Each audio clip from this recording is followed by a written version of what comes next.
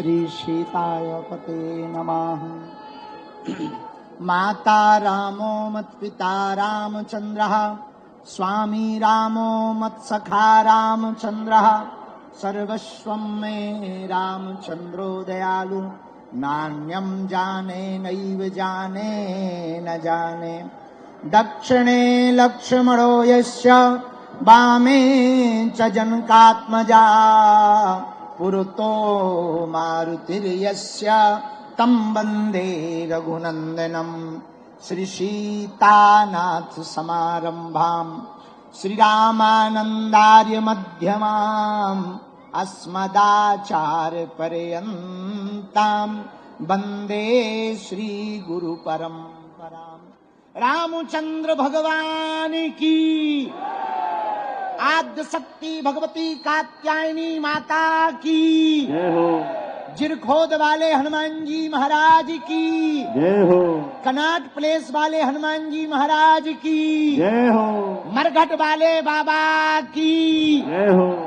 कोटवन वाले पूज्य मौनी जी महाराज की जय हो। साधु समाज की जय हो। परम पूज्य श्री गीता मनीषी जी महाराज की जय हो। पूज्य श्री भैया जी महाराज की जय हो। शनि धाम की जय हो। पूज्या दीदी माँ की जय हो। सभी संत जनों की जय हो। बागेश्वर धाम के पागलों की जय हो। सनातन हिंदू एकता पद यात्रा की जय हो। गुरु और चेला की जय हो। बागेश्वर धाम के मेला की जय हो। हरे हरे भारत हिंदू राष्ट्र की जय हो। आज बहुत सौभाग्य है हम सबका, इन नेत्रों से भगवती आद्य शक्ति कात्यायनी माता की छत्र छाया में अनेक महापुरुषों के दर्शन कर रहे। पूज्य बद्रीनाथ वाले महाराज जी, हनुमानगढ़ी वाले महंत पूज्य श्री राजूदास जी महाराज जी, गंगा सभा वाले पूज्य महाराज जी,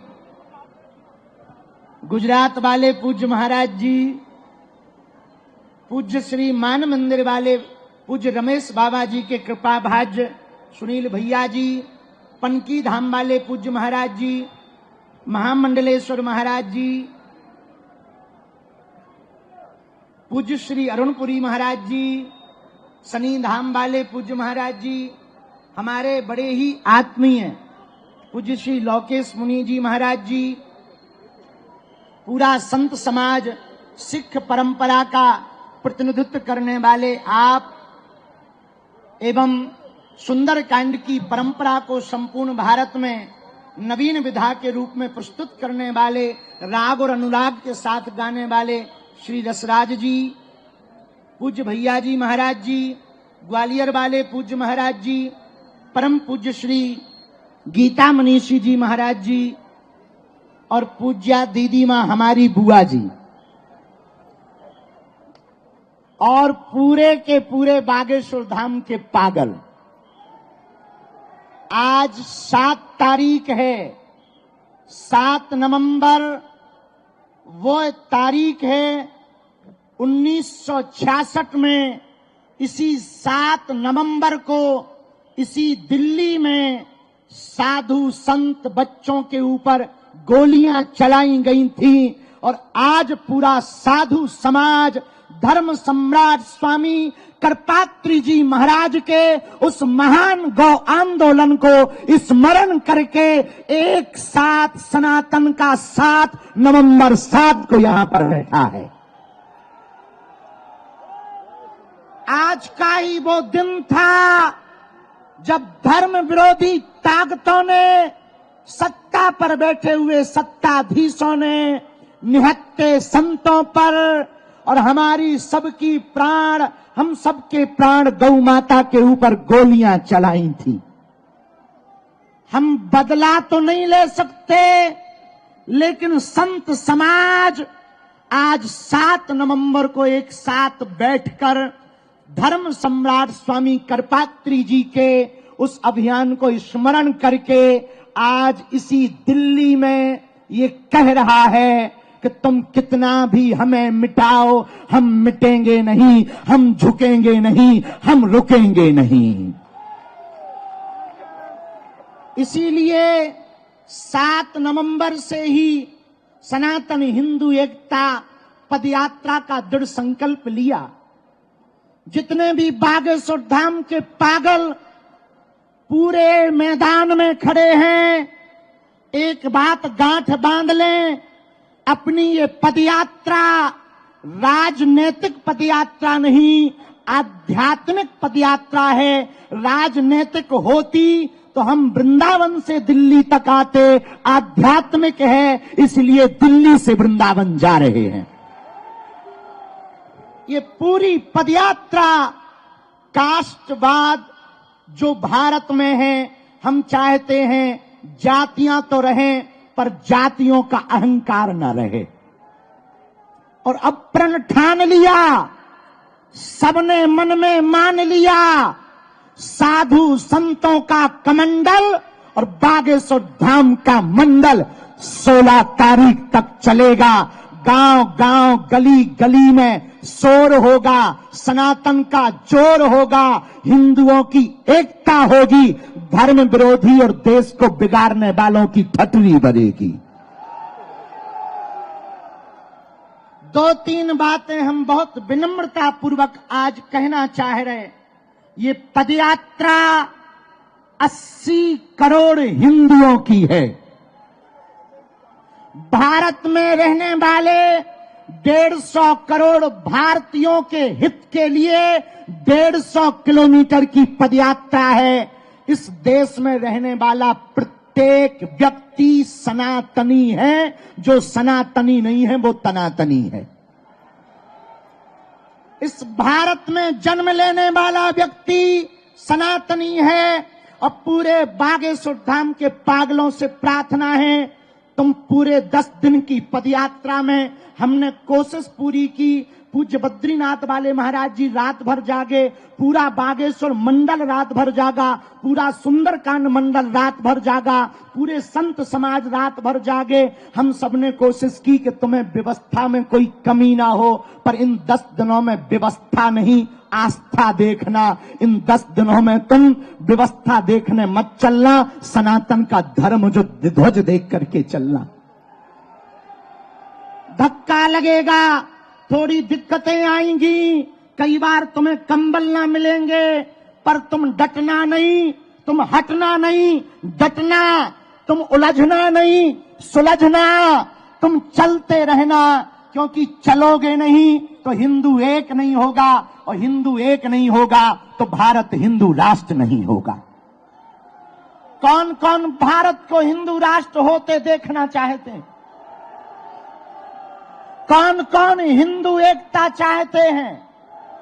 तो कोई रोकेगा तो तुम रुक जाओगे, कोई विरोध करेगा तो क्या तुम डर जाओगे?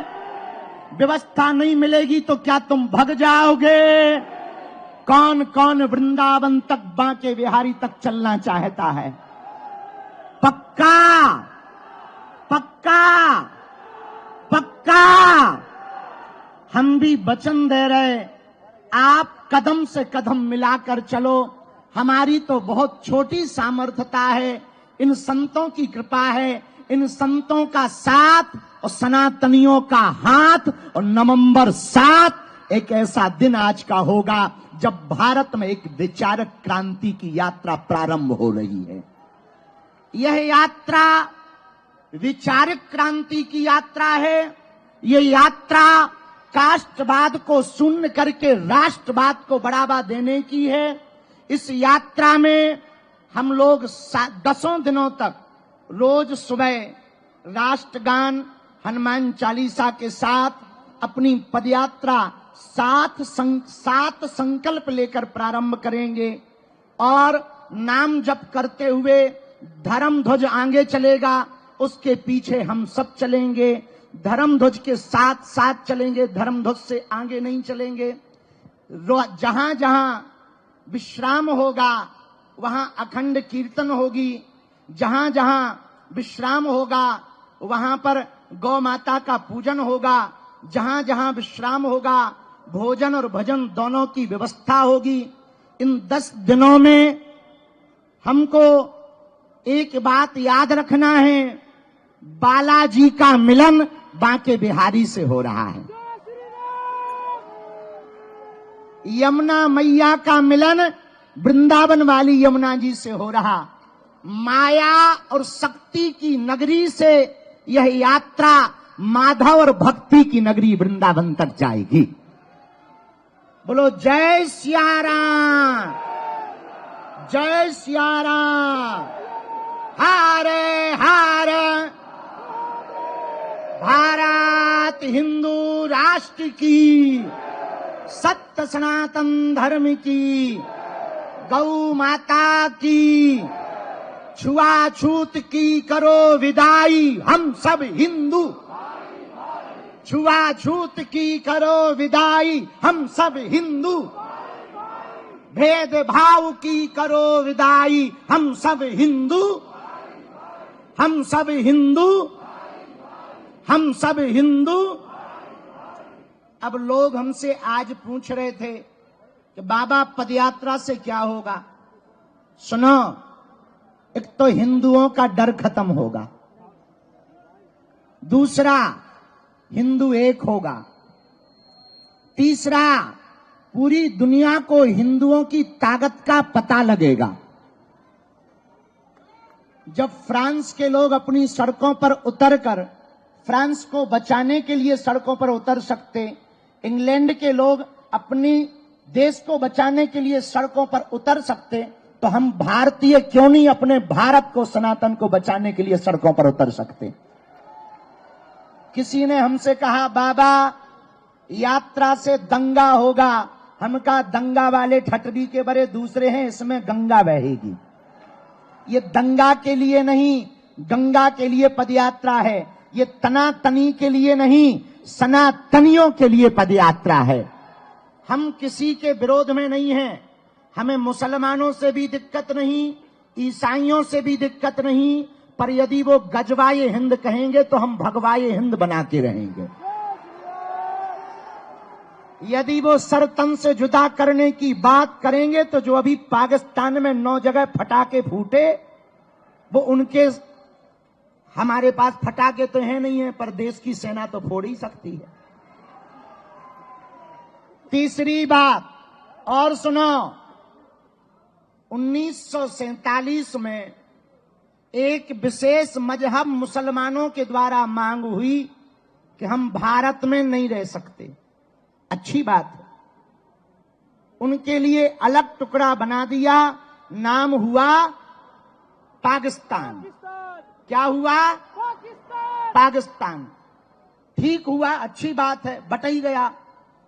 लेकिन अब जो शेष बचा भारत, उस भारत में जहां 80% हिंदू रहते हैं, वो तो हिंदू राष्ट्र हो जाए।